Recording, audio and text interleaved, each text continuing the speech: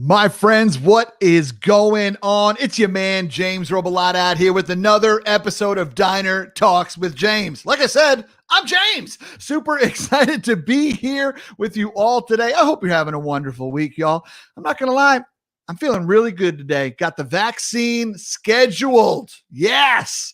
It kind of feels like those old school days when you were like calling to the radio station because you were trying to win tickets to the Backstreet Boys concert. Anybody else? Just me? That's fine. That's fine. Anyway, that's how it's felt trying to chase these vaccines down, but it feels really good to have it lined up. My partner Tina does too, y'all. I'm telling you, once that second dose hits, y'all, I'm hugging all y'all. I mean, with proper consent, but I'm coming for you, my friends. Your boy needs a hug. Let's go. Please, seriously. Okay. Anyway, my friends, I'm really excited for today's episode. I met Adam on Clubhouse. We met briefly. We were in a room together. He was intrigued. I was intrigued. And alas, we caught eyes. And by caught eyes, I mean that we stared at each other's avatars, and here we are. But I am super excited to get to know him more right here in front of your ears and eyes, I guess, if you're watching this on YouTube. But I'm really pumped for you to get to know him. And so let's introduce the man. Let's make it proper. Adam Yasmin is coming out right now. He is a digital wellness expert. He's a digital wellness coach. As a matter of fact, I'm pumped to talk to him. That's going to be a fascinating conversation about that because your boy likes his screen time. Okay. All right. Great. And besides that, he is also a tea expert where he does a lot of things with tea, particularly Chinese tea. He's a teacher. He's a facilitator of something called slow tea. I don't know what that means. I don't know if it's just like you turn the burner down and it just bubbles slower. I don't know what happens. I'm excited to learn about it. We're going to do some slow tea. We'll have to put on some slow jams and we'll make slow. Okay. But I'm really pumped for you to get to know him. He is an incredible man who helps people, parents, and organizations create resilient boundaries and empowered habits with their everyday technology usage. He's also a cool man with a beautiful daughter and a great family. And I'm just excited for y'all to get to know him. So let's bring him out right now. My guy, Adam. That was amazing. Thanks so much, James. What's up, brother? Thanks. You got to do a proper out here. You know what I mean? It was, yeah, man. Bring it or get brought. No one says that. No one says that. Yeah. How you doing today, man? Doing all right. How about you? I'm great. You know, I haven't interviewed nearly as many bearded brethren on this podcast, and I think I've been messing up. So I'm excited to catch up a little bit with you here. You know, I'll be real with you. Okay. I saw you on Clubhouse. I was like, hey, he's got a beard. I have a beard. Yep. We should talk. Yep. And here we are. And so it's really magical. I'm really grateful to be here. There's wisdom in these beards. There's wisdom and maybe some crumbs. Speaking of crumbs, Adam, this show is called Diner Talks with James. Now, you are based out of LA currently, Echo Park to be specific. Your exact address is, I'm just kidding, but you're out in LA. LA's food scene is wonderful, closes oddly early with the exception of food trucks. So I'm wondering, do you have a late night guilty pleasure that you do? Like, are you finding a late night taco truck, or maybe in a previous life, were you hitting up some old diners or something like that? Or what are your thoughts on late night food, my friend? You got a guilty pleasure for us? You know, at this stage of parenthood and pandemic, late night eating is not really much of an option for me. Not to mention that, like, so many restaurants, you know, haven't made it, you know, through this pandemic, unfortunately, you know, to the detriment of us all. But I suppose, you know, like if there was a pizza that was ordered, you know, earlier in the evening, there may be an occasional slice of pizza that can make it in there. But no, I mean, I was just thinking recently about how in a previous life, you know, in simpler times, in pre-COVID times, yes, I remember. Maybe even in pre-9/11 times. I'm going that far back. Wow. Just going to Mel's Diner, like going to these 24-hour spots, and there were a few of them here in LA. And just what was your move at Mel's? Yeah, what was living your move? My move in Mel's was like whether, like oftentimes it'd be like burger and fry or like a milkshake or all the There you go. above. Yeah, there you go. Or what is it that like eggs Benedict or like kind of breakfast at like 2 a.m, that kind of deal. Yes. Some good sponge food right there. Exactly. So it builds character and creates for future beards. So future beards and current stories. I'm here for it. I'm here for it. I love it. Mel's Diner is a classic spot out in LA for sure. There just isn't that much late night. There isn't as much late night experiences out there as you would anticipate for such a huge city. Now it's a sleepy big town, as one of my previous guests put it, Lauren. But yeah, so that's amazing though, man. Eggs Benedict classic, right? Nothing makes you feel bougier than hollandaise sauce, right? Let's go, friends. Especially at 2 a.m. If it's before 2 a.m., it's like, no, it's not so special. Yeah. No, you're pretentious if you order it before 2 a.m. You're cool if you order it afterwards. Yeah, exactly. 100%. Stick it to the people. I love that. Milkshakes are always a win. I go one of two ways. If the offer is there, I go chocolate and peanut butter. If the offer is not there, I'll go straight chocolate, or sometimes I'll have them do the chocolate sauce with the vanilla, call it a black and white. A black and white, right? Yeah. How about you? What's your move? Yeah, I would say either. I mean, there's almost always peanut butter, or there's that malt. What is it? Oh, yeah, the malt powder. Yeah. Yeah, the malt. Yeah, for sure. That's awesome. Yeah. My wife gets strawberry milkshakes, and I judge her for that. I'll put it on the record. I don't care. I don't think a strawberry milk compared to the other products. The strawberry milkshake is inferior, and she doesn't listen to this, so I'll be fine. But she's fired needlessly anyway. So I love this, brother, because back in the day, you talked even pre 9/11. 9/11 a big hit on the diner industry, and so that's not actually true. But still, but now you have. Let's call it matured. You have graduated into classier beverages, and now you are someone who fancies himself a spot of tea. Now I'm over here drinking an Earl Grey tea, and you are drinking, as you told me in the pre-show, a Chinese tea. So I'm glad that we're both supporting imperialistic countries. That's important. But what are you drinking over there, man? You're sipping out of a extremely small mug. Like true globalists, we are we're supporting. We are imperialists. So just to make it easy, I'll show you the set. Just because I wish it would be on. I wish the camera would be lower, but due to my screen here. So this is a basic level Gongfu Cha set. So Gongfu Cha translates to tea with effort. Gongfu is effort, or loosely translates to effort. Cha is tea. Tea with effort. The implication is that time, dedication, reverence, and practice will produce a profound tea experience. This is actually a teapot. It's called a gaiwan. Okay. He's got a gaiwan, small ceramic, beautiful little teapot. Yeah. Yeah. So the gaiwan is like a cup with a lid.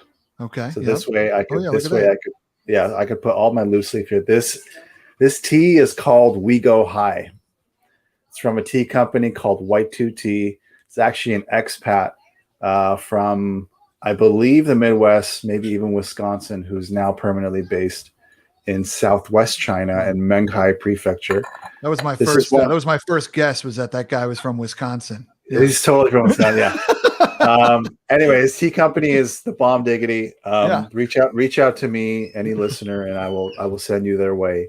So from here, right? So you tilt the lid and you can pour out into this decanter. Okay. And from the decanter into my tiny ass teacup, and that way, because everything is so small and so fragile and so delicate, it forces you, the enjoyer, the imbiber, to slow down. And what is the purpose of slowing down? Is that a challenge, or was that no? Well, I mean, that's a rhetorical question, really. No, yeah, brother, yeah, for sure. But tell me about it. I mean, what drove you to this practice, and what was it about slowing down that intrigued you? Well, it was really people. It was really people. So in other, in other previous lives, I was a working and traveling musician, a multi instrumentalist. I was both a bassist and a percussionist. So as a bass player for hire, I was mostly working around LA, doing occasional domestic tours, occasional international performances as well. But as a percussionist, I would just go up and down, up to San Francisco and back down, because SF had more of a world music scene than down here in LA. One of these gigs was at a tea house. This tea house was called Om Shanti, and it was this quintessential boho SF experience where it was like, a bunch of really incredible, very diverse, highly intellectual people centered around conversing with each other and exchanging ideas around the vehicle of Chinese tea. So, in my experience of that, and as I was there to absorb, again, I was there to perform, but then after you stick around after the show, and I was so intrigued by what the hell was going on in front of me. So it's so captivating. Number one, it's such a visual thing. It's so immersive, right? It really brings you in. But then to be able to experience it, not just through osmosis, but to touch the tools, to get into a flow state. So tea to me was a two-part seduction. Number one, it's a flow state, just like playing music induces a flow state. And number two, it's the quintessential social lubricant. It predates coffee and alcohol or the pub. It predates everything. The tea house predates the coffee shop and the pub and all the things, right? Historically speaking, of course, if you look at the history of tea, it's the history of globalization and the history of subjecting, cultures and people to, enslavement and extortion and all these, things that people, tend to forget, but it's important to remember that that's also the history of tea as well. But to be able to be to be a gringo myself and to honor and pay homage to this school of tea, if you will, is a real privilege. It feels like a real privilege for me. And it's something that I've been really into and sharing with people since 2009. So well over a decade. It's helped me anchor myself as a parent, as a person, as a man, as a human, and also as a technologist. And so I'll pause there. And pause. So I'll talk. No, yeah. I'm just playing, brother. I'm just playing. No, I love it, man. I love that. First off, fascinating. Now, you are a man, even in the cadence that you speak, right? I'm a New Yorker, and it's a fun scientific fact that New Yorkers put, and people from Massachusetts, a lot of New Englanders put less space between their words, right? And as you move west, they put more and more space. The people who actually in the United States, the people who actually put the most space between their words are actually up in Alaska. Alaskans are notoriously extremely slow speakers. And so my question for you is that, you have a really cool air about you, right? Like being around you is calm. And it's lovely. It really is. And so was that something that you had before 2009 as well? Or has tea and the discovery of this practice really kind of truly slowed you down? That's a great question. I mean, thank you for the compliment as well. It's not something that I realize until someone reflects back at me, but it is something that I embodied before drinking tea, because as a bass player, it's the embodiment of this kind of muted but hyper aware character or that kind of role within like the dysfunctional marriage of a band. Yeah. So yeah, as a bass player, as a percussionist, as someone who's been oriented around rhythm, and relationships, yeah, I guess I would say that I've focused on cultivating an air of calm, especially as a coping mechanism to stress and sort of traumatic experiences, going through life or dealing with family or dealing with just living over the last 20 some odd years, going into adulthood. I mean, like, I feel like, what was it, I graduated high school and then within 3 months was 9/11. And so to basically to come of age through these really intense experiences, global experiences, is quite something. Yeah, but actually, that's beautiful. That's beautiful. And are you born and raised out in Cali? Are you a Cali native? So I was born in Israel, but raised here in LA. Oh, incredible. So I have no real, okay. I have no real memory of Israel. I was born in Haifa, which is like a northern, it's like the SF. It's like the SF of Israel, because it's like a port town. Okay. But I think my parents moved me here. I must have been like 2, maybe 3 tops. So it's not a lot of conscious memory of place of origin. I've been back to visit, but never lived there like consciously. Sure. Okay, that's cool that you've been able to get back there, though. That's awesome. How far north is Haifa from like Tel Aviv? Well, it's a tiny country. It's like the size of like this big thing. But it's a couple, it's like a couple hours, maybe like 2 or 3 hours north. Yeah. Got you. Okay, cool. Just to put it in perspective. I haven't heard of that town. So well, I welcome the education. That's awesome. So now I have I'm a bit impatient. I have ADHD. And so my brain is cranking, right? Like, that's why one of the reasons why I love improv comedy is that I'm just like, this is it. Perfect. I just get to keep making stuff up. Let's go. Wee. Right. And it's a bit of a hold on to the handlebars, because it's going to be a ride when we have a conversation. And sometimes it's very enjoyable, and other times it's overwhelming for some. So I know that I once went to Asheville, North Carolina, great town. And I went to a place called Dobra Tea. And now a friend of mine he told me this is where he wanted to meet me. He knows that I love, when I travel, I love going to random places that have stories or that could create stories. And so we went in. I had no idea what to expect. I was like, I like tea. Sure. What are we doing? English breakfast? What are we doing? What are we doing? Oh, gray? What are we going on here? Maybe a mint, right? And so, no, not at all. It was not at all. It was it was an Indian tea house, and they had all these Chinese teas as well. And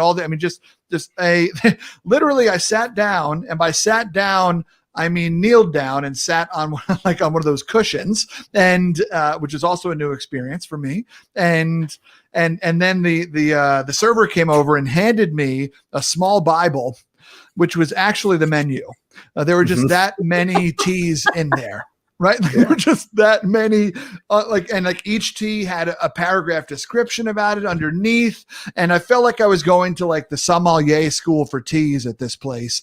And my buddy watched me flip a few pages, and he puts his hand on it and he says, "You want me to take care of this?" And I said, "Yes, yes, I do."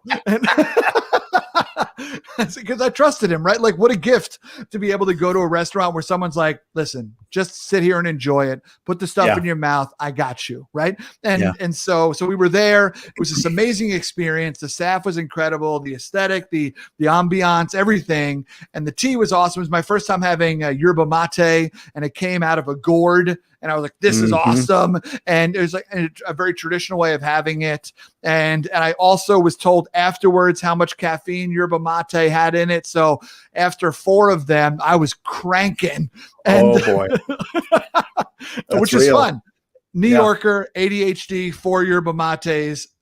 whoever I called after that was not ready. But either way, it was such an amazing experience. And it does in fact slow you down. Yes, I drank a highly caffeinated beverage, but it does slow you down. Like the process of you got to wait for it to steep, and you gotta as you just held up, you have a very tiny teacup, right? And you can only drink so much at a time, and it's not a race. And yeah, it is a truly fascinating experience that I was able to have. And so especially yeah, at Dobra. I love that, yeah. especially at Dobra. I've been to the Dobra location in Burlington, Vermont. Okay. And so that was, it was really lovely to just like to get someone else's vibe, like this is what we're going to host. Again, I think there isn't enough emphasis on ambiance, right? Especially now after a year of like being at home and like not going to places, like the necessity for like creating ambiance or creating experiences in real life to host other people. I think that's going to be, I mean, even diners, whatever diners are going to exist, after this whole experience are going, it's going to be this like coming home to roost, for all these experiences. I mean, restaurants or tea houses or pubs or coffee shops and libraries and all these things where people, again, the necessity of like, what's it called? There's this concept of like third space. Third place. Yeah. Third place, right? Yeah. And sometimes these establishments, even though it's, if I'm getting it correctly, third space is meant to be, but not necessarily engage in commerce. But it's okay if like, you're being in a tea house, you're going to purchase a pot of tea, but you're purchasing the tea, right? So there is a dollar value to like the quantity of what you're getting, but what you're getting in terms of ambiance is priceless. If you think about it that way. So yeah. Third place, third space is a concept that was created by a social psychologist named Ray Oldenburg in like the 80s. And he says, all of us have work and home, but if that's all we have, we're not balanced. And so what's that third place? I mean, the CEO of Starbucks a number of years ago was famous for saying that he wanted to create the world's third place, essentially, right. A place that is cheap, community driven, and also everybody in line, regardless of how much they make, where they're from, or whatever, is in line as a customer. It's a place where anyone can gather, and that's why Starbucks is. Bathrooms are free. That's why the Wi-Fi is free, because they want you to stay. They also know that those smells gonna get you, so you can come in and sit down, but they gonna get you. And so and tea houses are just that. I'm so pumped that you brought that up. That's a great point for sure. This just finding that place where people can commune and sit. Because we don't all have bathhouses. You know what I mean? Bring back bathhouses. I'm just kidding. I don't have the physical security in my body for that. But either way, that's another topic for another day. But this concept of slowing down is such a powerful one, and it is one that I know I work on with my counselor, right? Just like you don't have to do it all this week when you're making your to-do list, when you're out here saying I should do that and I should do that, and we wind up shooting on ourselves, right? It's like you don't have to do all the things all the time right away. And that's hard for me, because when I get an idea, I get excited, or when I meet somebody, I get excited, or when there's possibility, I get excited. I just want to go. And so this concept of slowing down has been very powerful. And one of the reasons why I am actually grateful for the pandemic, because it broke a pattern, right? It broke a pattern for so many, right? In so many different ways. And we see that in the powerful social justice movements that have happened. They've gotten way more attention because people's patterns were broken, and they're paying attention now, right? Yep. To a conversation that's been going on for centuries, but now they're like, oh, wait, hang on. Right. And so there's powerful moments where that's happened. And for me in my life, just from a a personal standpoint, I'm go, go, go. On a typical year as a professional speaker, I'm taking somewhere between 100 and 120 flights a year. And I'm on the road and I love it. And it's amazing. And I love how random it is, spontaneous it is, and how much it is in motion. It fits my ADHD, kind of frenetic energy sometimes. But this pandemic has been different, right? My wife is also a professional speaker, and so we always made the joke that we didn't know what each other looked like on a Wednesday because we were just both on the road, right, going different places. And now all of a sudden, we're spending every waking and sleeping moment together. And what does that mean? And how do your patterns change? How do you listen to each other differently? And then for you with your goals, how do you figure out what matters, right? Because in some ways, in my opinion, the pandemic gave us the gift of time. Now, for individuals who all of a sudden had to be stay-at-home parents and stay-at-home teachers, maybe that time looked a little different, right? And very different. I know you know that with the 6-year-old at home.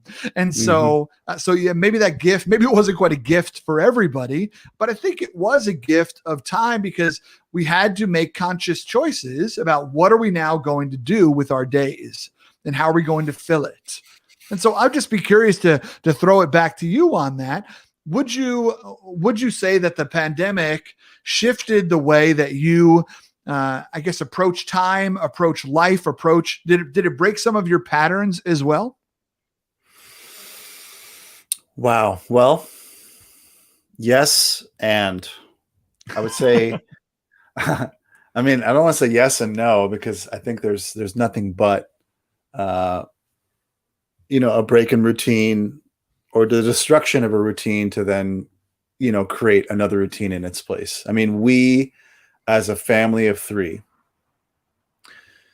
we were part of a co-op preschool. So like a parent participatory preschool. Like we were staff parents, with schedules of like once a week, we would do, a day at preschool, like with our daughter, to be a staff parent. And then we had this sort of village co-op vibe with other families in the co-op to do like after school stuff. Like we knew that twice a week, our daughter would go to like their house or to her house, and we'd pick her up at like, 3 or 4 o'clock as opposed to like 1 o'clock. This kind of cherubic, amazing, privileged existence to then, rip all that off, to survive, right, in this sort of intense container of pandemic at home.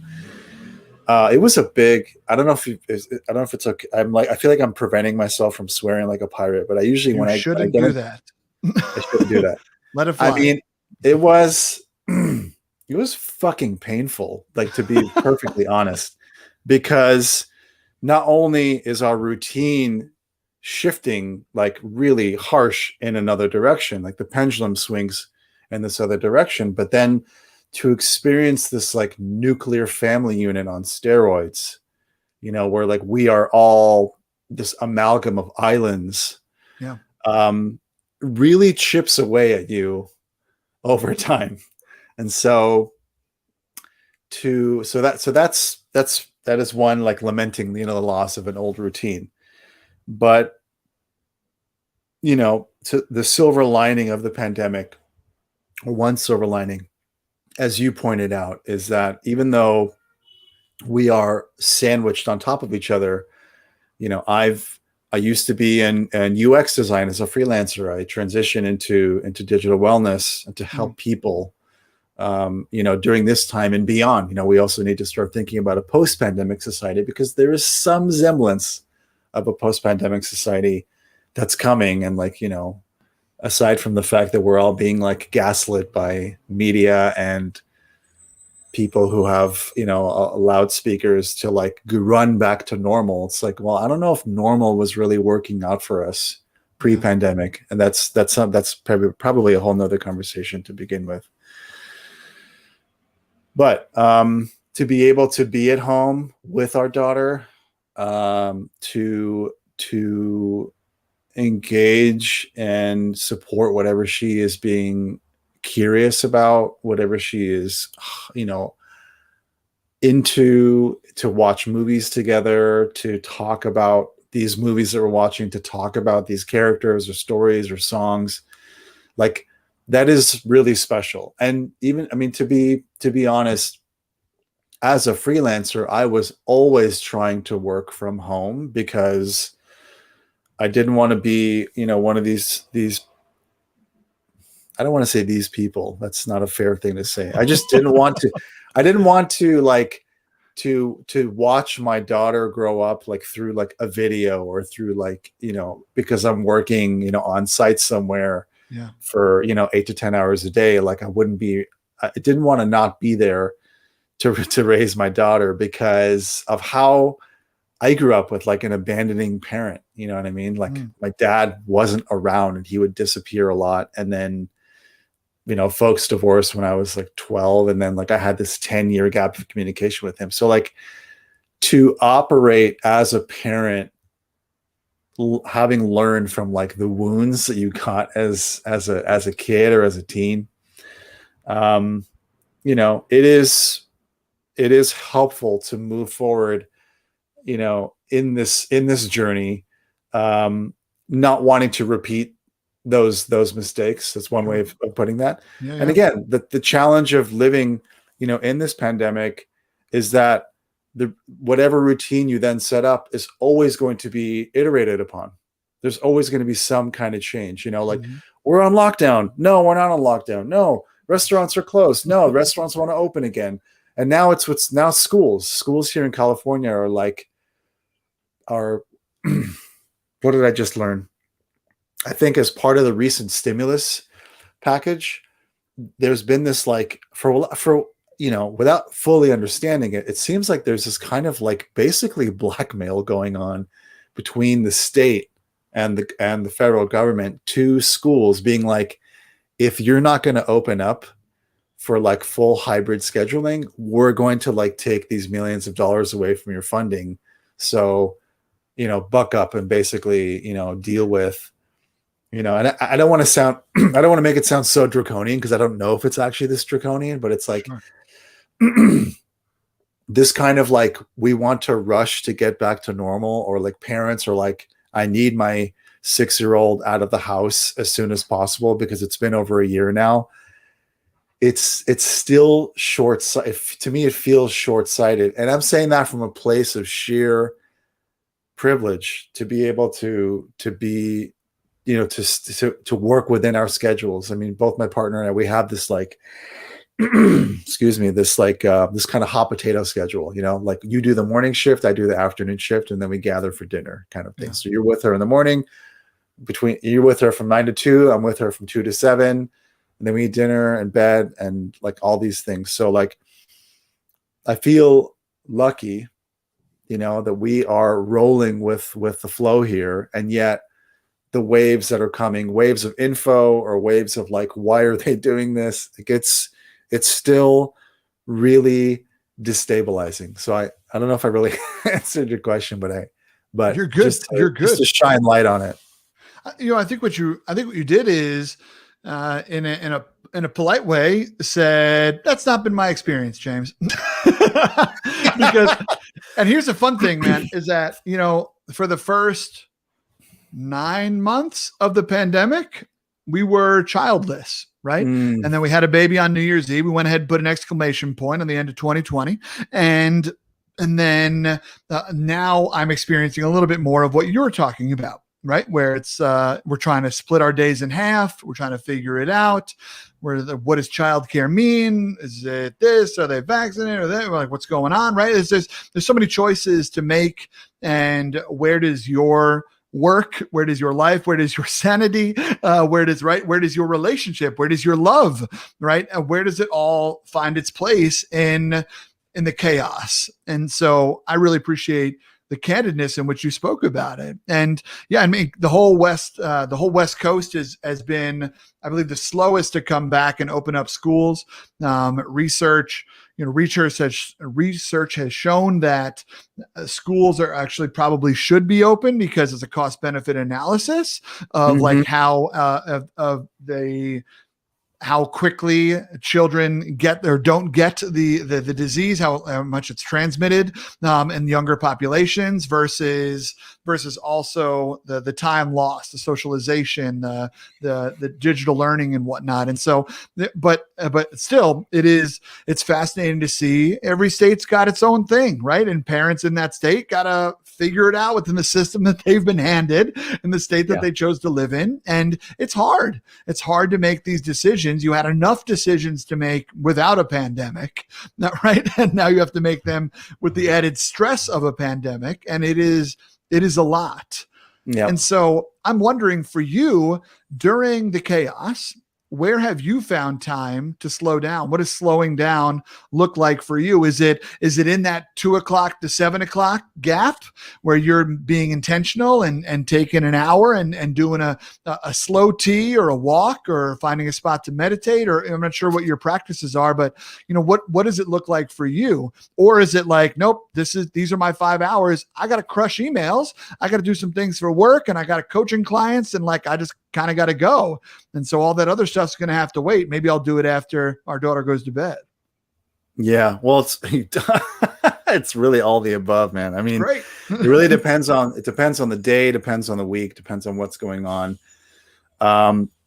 Because I have this tea practice, it's been a part of my life for so long. I'm kind of always oriented around it. And I kind of approach it, from any angle. I am riddled with anxiety. I need to calm down and like turn the bullshit off. Just like cut everything out. Like if I could dedicate 20 minutes, 60 minutes, like whatever it is, like I will, like the tea set is almost like an altar space. It's sometimes. Other times I'm like, well, if I'm going to be engaged, it's like I host my podcast while I'm drinking tea. So it's like, I still treat it like a social lubricant. It is still, fodder for conversation. There's still so much that like I can happily share anecdotally with people who don't realize that they don't know, they don't know what they don't know. So it's a fun conversation starter. And because my daughter has been around it, has been orbiting around it, around me with it. So like, it's also a fun way to like, have another game or have like a tea party with my daughter. So it's, my life, it's like really like tea is, or at least this kind of tea technology or tea methodology is a way of life for me. And in BC or before COVID, one of my side hustles was to pour tea for people, in the name of mindfulness, in most cases, in the name of basically corporate wellness. Like as a designer, I would, if I would end a contract with a startup or an agency, a month later, I would ping back, I would write them an email and be like, hey, so I noticed so-and-so, in your office, I would like to offer you this in-office retreat. It'll take like 90 minutes. We could put all the shit on airplane mode. We could dim the lights. I'll bring the cushions. It's not a seance. It's not like, that's not the ambiance, but it is a way to like, to have this group experience. Again, it's centered around tea, and so there's lots of questions, and it's almost workshop-y in a sense. Yeah. But it is this, again, it's like creating a safe space for people to just be themselves, to either enjoy like the awkwardness of like group comfortable silence, to create those spaces, but to also engage in like funny improv conversation, throw in a few anecdotes, like read a group of people. Like I've worked with like a room of like 20-something-year-old like VFX artists who were looking for like ways to like just kind of have group experiences that weren't around their devices. I've worked with the Bruce Lee Family Company, who are headquartered here in LA. That's kind of more of a obviously a willing audience, you know, who are really live like Bruce Lee philosophy. Yeah. Shorter line there. You know, and startups and different offices, you know, like a week before lockdown began, I was working on a contract with Grindr. Grindr is headquartered here in LA, and I learned through a family member who works for Grindr, as a product manager there, that the office here, like here in LA, like they're big fans of tea. And so like they have like a wellness week again. So part of HR is that they have like a wellness week where they do, you know, a whole week of programming for their employees in person. So we were going to do a whole series of tea ceremonies, and then pandemic hit. So it's like everything just went into full stasis and sort of holding into, you know, when it could be possible to do in the future. But to That's even, tough, brother. I'm sure you came up with a lot of, that's frustrating because I can only imagine how many Grinder related tea puns you probably had on deck.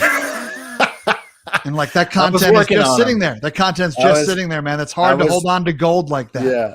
I was working on them, but yeah, I mean, like it's a real pleasure to be, you know, hosting. Like, look, I'm an introvert. I may have like aspects of being an extrovert, but at heart, I'm an introvert. I'm a bass player. Like these things are kind of synonymous with one another. And so to be a space holder for other people in person, like on this level, was a real like pleasure for me. So, you know, to like, again, to totally transition into like only doing that virtually, like has been quite an experience. And there's been some amazing experiences this past year to do like virtual tea with people, or to even like just to speak about it. Like I've hosted clubhouse rooms on just talking about a tea experience, or like, you know, like kind of weaving in the history of tea and the history of globalization and into like, you know, how a tea practice, you know, versus like, you know, cracking open bottles of wine to survive this pandemic, like can be better for our anxiety as individuals who are faced with like the never ending, you know, horizon of uncertainty as we live through this experience. Because, you know, tea as a teacher, you know, is really fascinating to look at history and realize that tea has been around through famines, wars, battles, times of peace, times of instability, time before trade, during trade, before industrialization, post-industrialization. Like let's face it, the dinosaurs probably ate tea leaves. For sure. Right? 100%. I mean, yeah, it's been around forever, like you said. Yeah. Yeah. Yeah. Yeah. So there's a lot of wisdom there. So much wisdom. You know, it's funny. I went to up in NorCal, I went to the Redwoods, and there, anytime I'm in the Redwoods or a Sequoia National Park or anything like that, like those kinds of trees, I don't know what it is, but those trees are just like, I don't know. I feel like you just sit in the quiet and you just like listen to them, and there's just wisdom emanating from them. They've just seen so much. Right. And that's, I don't know. It's fascinating to think about. And you're right.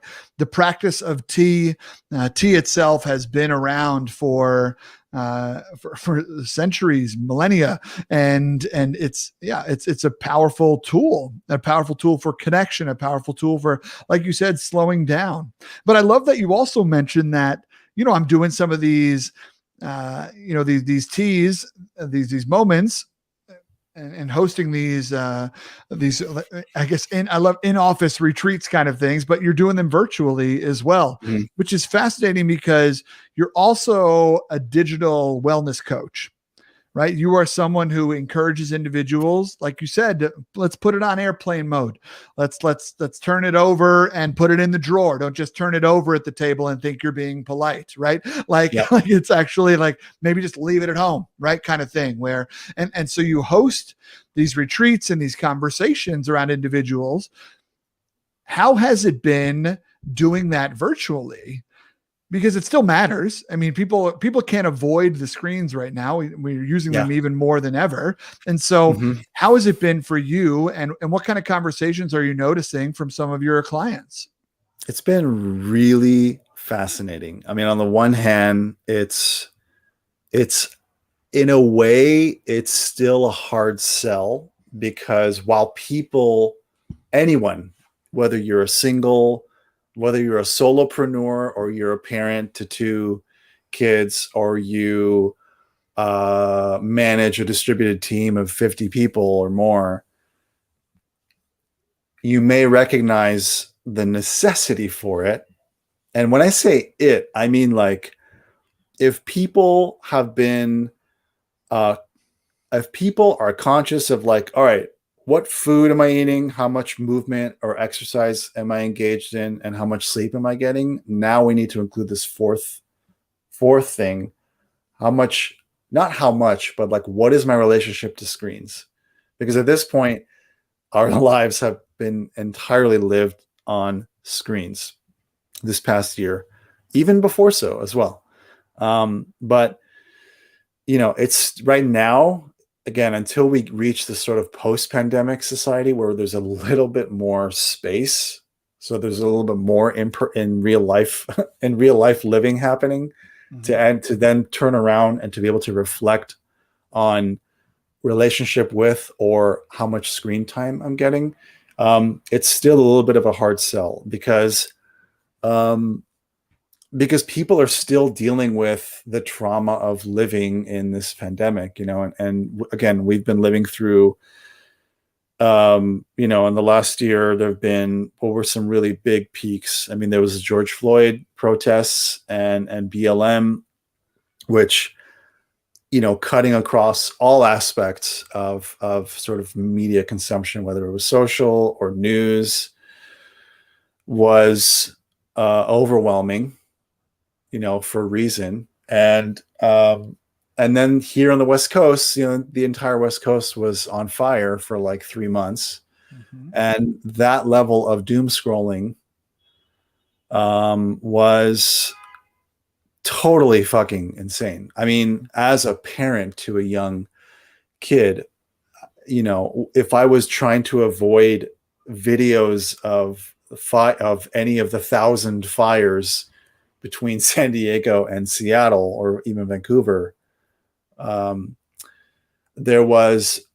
was engaged every few minutes or every hour in looking at the air quality report in my area to see, like, is it safe to take my kid to the playground right now? Or like, is it unsafe to breathe outside?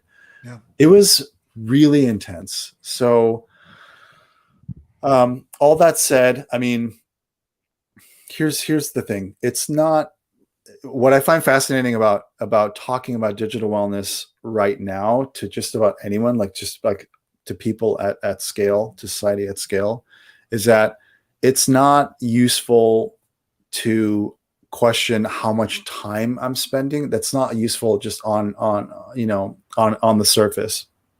It's really now a question of quality versus quantity, because we can always look at the screen time and just to see, like, oh, I'm spending like 10 hours on my phone or 6 hours on my phone, and then choose to feel an emotion, to associate an emotion on metrics alone. Yeah. But then it's like, there's the importance of cultivating self-awareness and critical thinking and some discernment and self-reflection, and ask, how am I spending my time? What is it doing for me?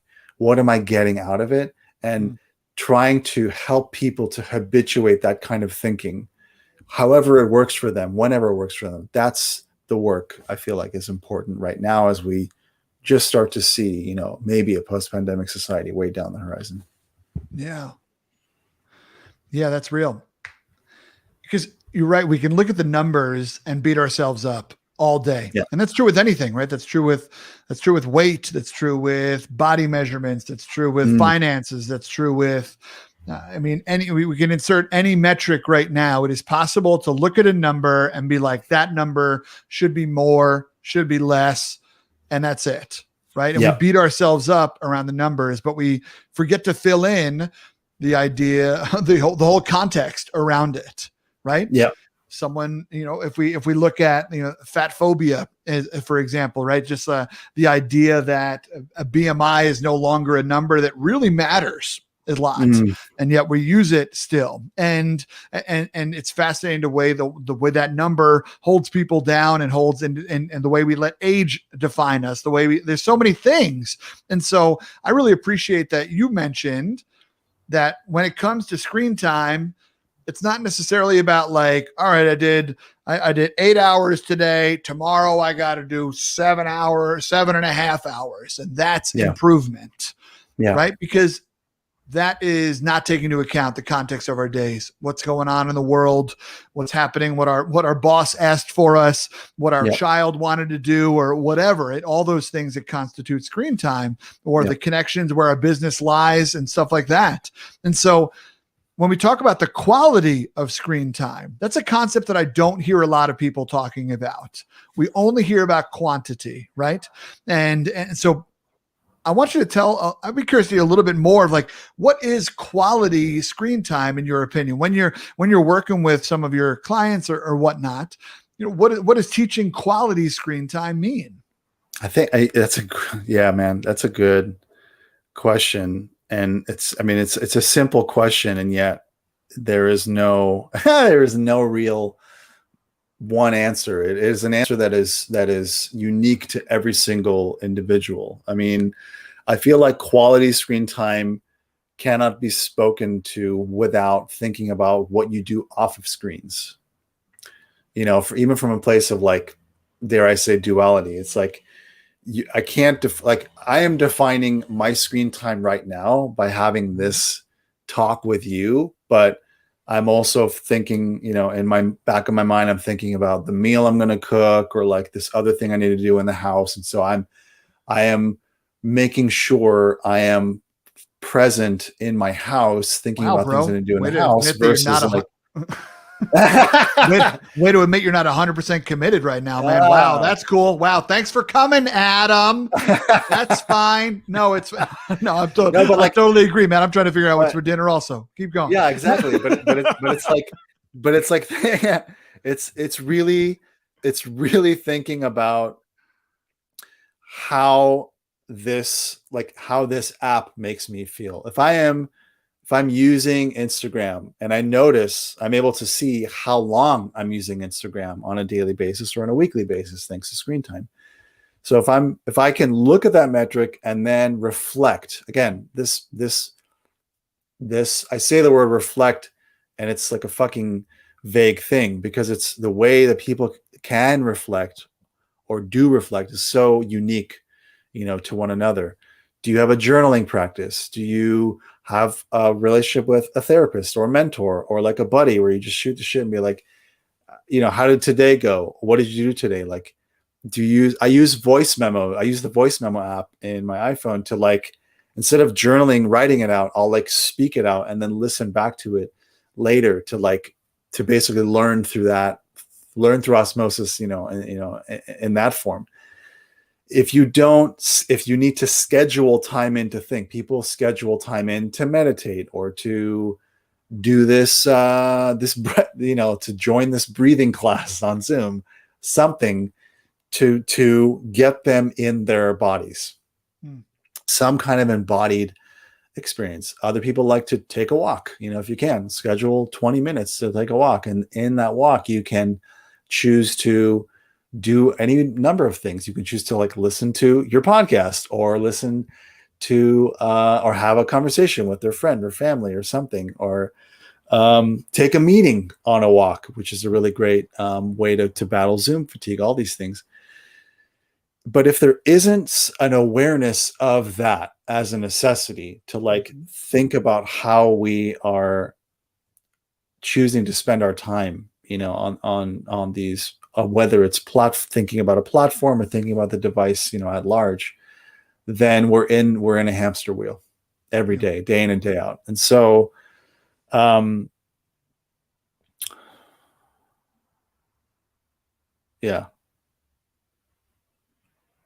I feel like I've wrung the towel out on that one. Yeah, no, it feels good. Yeah. It feels good. Yeah. Yeah, for sure. I mean, here's my question to you. You have an infant, you have a tiny person, and you've had this person come into your life at this juncture of the pandemic. It's like, how are you and your partner, your wife, how are you dealing with this right now? Like, dealing with not necessarily screen time, but just like time to be productive or time to be with baby. Like, how is that working for you guys? Yeah, I would say it's not working, quite honestly. And she would as well. I'm pretty proud of the way that we communicate with each other. I was in a previous marriage, and I thought I was being vulnerable in that relationship, and I now realized that I wasn't, right, and call myself out on that. And so yeah. But now I now know what vulnerability feels like, and in a marriage, and it's scary, but it's been also really powerful right now. We try not to have overwhelming days the same day. That doesn't always work out, and so as far as how we're balancing it. It is like we talked about earlier, where I'm taking the mornings and she's taking the afternoons. I work in the mornings, she works in the afternoons, but we're in the same house. We can't go anywhere else, right? And so, especially with my ADHD, I'm not able to do any deep work right now. I can't really just like get in and focus, and like instead it's like, okay, I got 4 hours. I got 3 hours, but it's not really 3 hours because I got to go and help out with this really quick, or I have a medical appointment that I had to put within my time slot, or I had a whatever, or a meeting, or right. And so like, there's always something else that's going to pull your attention. And I am someone who is, I've talked about on here before, the fact that I desperately need people to like me. And so I keep my calendar open, and I don't need to keep my calendar open, right? Why, no disrespect to you, but why are you and I meeting right now? It's dinner time right now. Why was this moment open on my calendar? You know what I mean? But it was, it was open. You didn't know, right? It's not like you didn't call me like, James, man, should I really book this time? Right? Like, no, we put it open. It's open, right? Because I want to serve, and I want to find people, and I want to connect, and I want to, right? The extrovert in me has also been lonely in this whole pandemic thing. And so it's the idea of taking control of my calendar is something that I really need to put effort to, and are starting to put effort to. We're starting to talk about, what does childcare look like now that more and more of the state is getting vaccinated and childcare workers are vaccinated. What does that look like? And, those kinds of things that give you the gift of time, but obviously with an expense. And so, it has been hard. There are times where, they always say when you have a kid, your whole life changes, and it's true. It definitely is true. But there are some moments that I think we'll be able to get back to parts of our life as we get better at this, right? As we develop routines, and as, we just climbed out of 3 months, right? And after 3 or 4 months, babies start to get into more of routines, and they're, you can plan around things a little bit differently. And there are more needs and more stuff and louder noises and more toys, and there's all whatever that you now need to contend with. But we're entering a place where you're out of the complete newness, especially because this is our first. And so I think it's that balance of it all, and reminding yourself that kids are pretty adult proof. Right? Like, the baby's going to be fine, resilient. And they're adaptable. They are adaptable and resilient. Yeah. And it's not like we're doing anything crazy over here, right? We're trying to be good parents. But we also are both entrepreneurs and have businesses to run. And so that enable us to feed and clothe and whatever said child. So it's been a bit of a mind fuck. Just around it all, and trying to figure out the juggle. And then there's the deeper internal piece of it, where you start to talk about selfishness, where it's like, well, am I selfish for wanting to do this job that I love, right? As opposed to needing to be over here and, handling something with the baby. And it's a fascinating psychological experiment that we signed up for. And here we are. Yep. 100%, man. I mean, even now more so, I mean, maybe more so with, with now this, walking, talking, running, climbing, singing, daughter that we have, like, and we are very much in the thralls of, the Princess Industrial Complex, brought to you by Disney. And like, and we're just rolling with it. We're just rolling with it as best as we can. And so I just want to take a second to like commend you and your wife to like, just to be rolling with how to figure this out with a tiny person. Like it is not easy. It is not easy. And so I just want to take a second there for you guys. I appreciate it. Thank you, man. Thank you. Yeah. And back at you also. Yes, yours is a little less tiny, but but still, it's a lot, right? It's a lot. And for the beginning of the pandemic, there were two people that I had immediate, I guess I'll call it sympathy for, not empathy, because I had not been in their shoes. And those were parents that all of a sudden had to be teachers and everythingers all throughout the day, and also still try to stay employed, right? Which was also hard to do. And also individuals that are living alone, right? Individuals that are just weathering the storm alone. Those two sects of individuals, I just, I felt a lot for, and, wanted to be for as much as I could for those folks. But yeah, brother. Well, listen, man, we got a little segment on the show that I love to do with you. I think we're going to end on this segment actually, which is going to be fun. I'm excited to put a little bit of a curveball here at the end, slightly different energy at the end of our conversation. But Adam, we have a section on the show that's called Things You Didn't Know About Me Before, but are now pretty grateful that you do. And now there's two things that you need to know about this, Adam. First off, the premise never changes. The second thing is that the title always changes. Okay. And so, but basically what we're going to do is you and I are going to bounce some stuff off of each other. We're each going to share random facts about ourselves. We'll go one at a time, back and forth, a little ping pong action.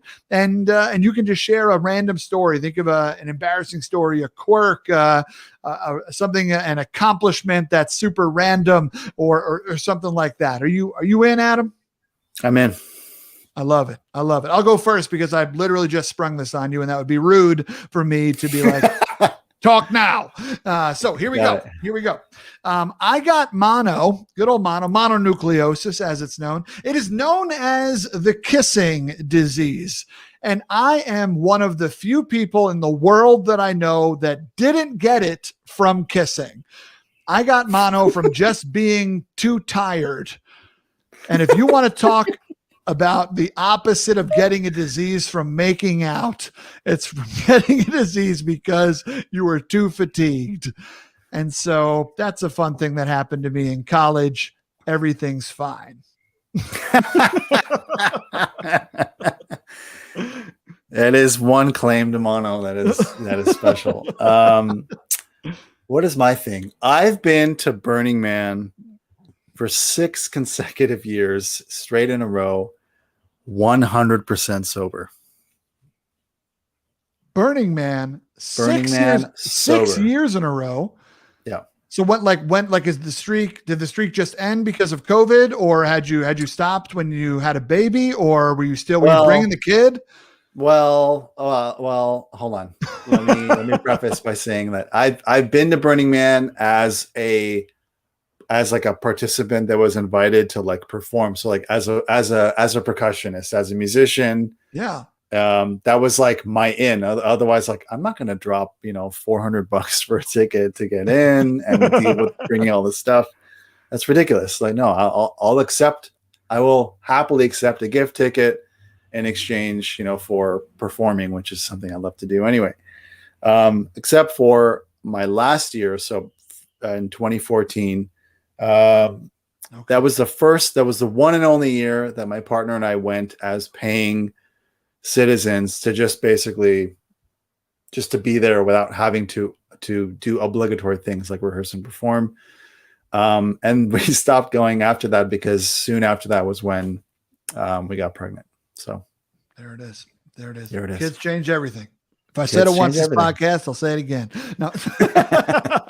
The Burning Man 6 times. Now, here's my first question for you. Since you went as a performer, maybe it's a little bit different. I don't know how different the performer experience is from the general participant experience. I would assume you still dive in, right? There's probably not like a secret hotel just on the other side of the horizon for performers. Right? You bring everything in, you bring everything out. Still, everything in, everything out. Here's my first question for you. We're going to hit this nail on the head. When you think about what you wore, now, were you someone who is wearing, did you go leather? Were you wearing fringe? Were you wearing straps? Were you wearing just regular clothes? Like what was your outfit? Because Burning Man, some fascinating attire that comes out of it. Yeah. Pasties, what were we doing? I mean, it's like I was, during the day, it's fucking hot. So like you basically wear nothing. It's like you want the right hat, goggles, face mask, Camelback, super important. Oh yeah. Yep. And one of our sponsors. So thank you. Thank you, Camelback. You want to have hydration on really well. And then you're basically just wearing nothing but like boots because because the ground is so alkaline that it will fuck your feet up like really, really bad. Oh, wow. So like socks and boots are kind of a necessity there as well. I mean, for me personally, but like, I didn't go there for a fashion show. Really. It was really like, I'm pure, like as a musician, it's like hauling. I play a flamenco instrument. It's called a cajon. It's like a box drum. It's like I'm hauling the box drum plus all my stuff and water and food for a week. It's like I'm not going to drag clothing and think about like how I'm looking or how I'm presenting myself per se. Yeah. So it was like a lot of it was just like boxers, these boots, and my hat, and just like pure function. Function. Yeah. Respect. Yeah. What is something that, I mean, obviously you think about Burning Man and all of the stereotypes can come up, right? Or not typecasting, maybe not stereotypes. I can typecast someone who goes to Burning Man pretty easily. Yeah. And I could be very wrong. I could be very right. I have no idea. But what is something about Burning Man that would surprise someone who has never been? There is a very diverse population of people at Burning Man that you cannot typecast. Yes, there are the stereotypical people that go there that you kind of sort of, maybe laughing about, throughout the year, because that they're preparing their outfits, and preparing all the really extravagant expressions that they can present or to gift, right? It is a gift economy. It's a gift place. It really feels like a city. It's one thing that people don't realize. It's not like we're a bunch of cattle being herded at Coachella. Like there are these strict confines of like what's available, here are the stages, here are the vendors, here's the parking, here's the porta potties, and you're done, right? Yeah. This is like a city. It's like 2 miles wide or 2 miles in diameter. Oh, okay. Yeah, sure. It's huge. There is like the living, there is like the residential area, like there's like the camping areas, and then everything else is just like expanse, right? And it's like it's the biggest large scale art installation like in the world. And it's also the 3rd largest city in the state of Nevada for that week.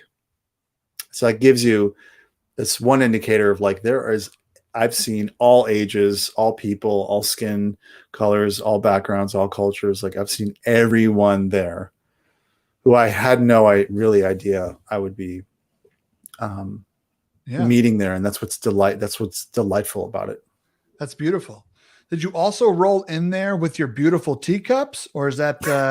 There were a few years. There were a few years okay. where I Well, you had did. to I was pack those actually carefully. there was like 2 years, 2 of the 6 years that I got a gift ticket in order to pour tea Yeah. at certain intervals throughout the week. But then I realized that, again, a highly alkaline environment is actually not friendly to teaware at all, especially like porous ceramic teaware. So, Right. but I mean, it was still great to just host. I mean, it was a really great experience to have people just to be in that time outside of in a place that's outside of time. Tea is a really friendly lily pad for that. Yeah, heck yeah, a great bringer together of people. These are technical terms. I love that, and I appreciate that you share what you did, because I would not know that it's that big, or I love that you're talking about the difference in people, the grand diversity that is there. That's incredible. You know, a lot of times you just see the influencers and their photos and they look a certain type of way and are doing certain types of things. And so, but yeah, just because they're getting the most likes doesn't mean that's what's happening with most people. So exactly. I appreciate that, man. I appreciate that. I'll share another thing. You mentioned deserts. Let's do one fact each more. You mentioned the desert. That made me think of lizards. And one of the pets that I had growing up, my parents would not let me get a dog. I never really wanted a cat. And so I had fish for a while. I didn't do great with the fish, I'll be honest with you. And then after the fish, I got anoles, two lizards. And they're the kind of lizards that if you pluck their tails off, they'll grow back, which is kind of cool. Never did that, but I guess it was an option. And so, and you feed them crickets. And so you go buy live crickets and you dump them in and I don't know what it was about the aquarium that we had them in, but they just kept getting out, and so did the crickets. And I was like scared of them, even though they couldn't really hurt me, but like chasing them around. And it was an absolute nightmare of a pet experience. And the only reason I wanted to do it, I was being stubborn. I just wanted a pet. I had no business getting these poor lizards that died, and may they rest in peace. And I'm sorry that I wasn't the father you needed me to be. But still, there's a random story about me, as if the house needed more crickets in it. Right in New York and Long Island, there's plenty of crickets that get in the house, and here I was buying them and bringing them in. So yeah, but anyway, that's another random fact about me. Give us one more about you, Adam. Oh, since you brought up New York, I'll give you a random fact. I once spent Halloween followed by the 2008 election voting Obama into office in New York City. And for that Halloween, I dressed up as Leon, the professional, walking through Little Italy, which was so much fucking fun. I cannot even explain. Like to not only dress up like Leon, but like have the plant and have the briefcase, and to ride the subway, and for folks to be like, dude, that was like one of my favorite movies. I'm so glad you're dressed like for I mean that it's a New York experience that's so indicative of New York, just to be able to experience people like that was amazing. And like, yeah, it's one of the best. It was one of the more special weeks I've ever experienced, like in my life. And then to like have that election be like the sort of the New Year's party that like never existed before and after that was really amazing. So what an incredible memory. Yeah. New York, Halloween, the Village. It's a special and ridiculous and iconic time. So that's so cool, man. Thank you for sharing that story with us. And thank you, Adam, for coming through the diner. I appreciate you, man. We talked about milkshakes, but we drank tea. I guess we're growing up. I don't know what's happening around here. I got to go drink a chocolate milk and have some cereal.